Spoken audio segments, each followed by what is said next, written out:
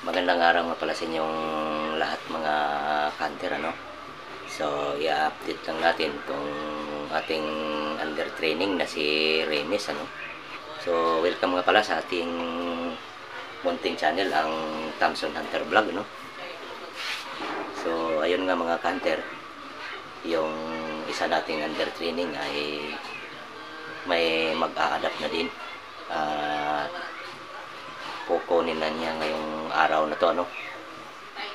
Pagpasensyahan nyo na dahil hindi ko na ituloy ang pagtitrain ko sa kanya dahil medyo busy kasi tayo sa ating mga gawaing tungkol sa ating pamumuhay, ano. So, shout out nga pala kay Ricky Byron ng Bukidnon mga kanter, no. At sa kay Barracuda Channel at sa kay Kuya Glyn TV at sa kay Antique Hunter, no. So shout out nga pala sa inyong lahat mga kanter, sa ating lahat na mga kanter natin, no? So shout out sa inyo.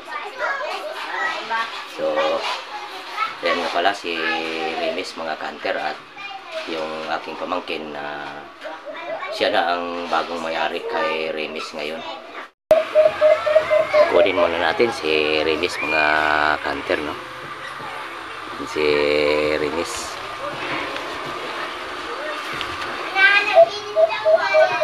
Bigyan na muna natin sa ating solid na subscriber, no.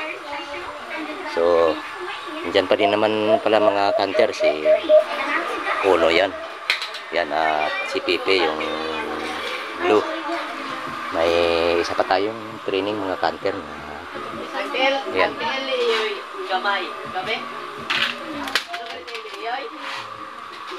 Medyo pinapamo pa natin dahil napakailap yan mga kanter, pero magaling yan.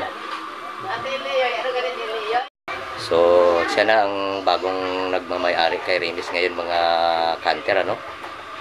So ayan, sana alagaan niyang mabuti itong ating under training na magaling din ito kapag na-train ng maayos, no. So ayan mga kanter, at sana huwag nyo rin kalimutang mag-subscribe, like, comment, at hanggang dito na lang tayo mga kanter, no. So hanggang sa muli. Ayan.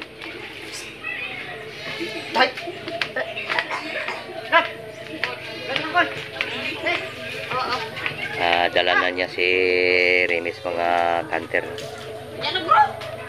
Yan lang. Yan lang ako di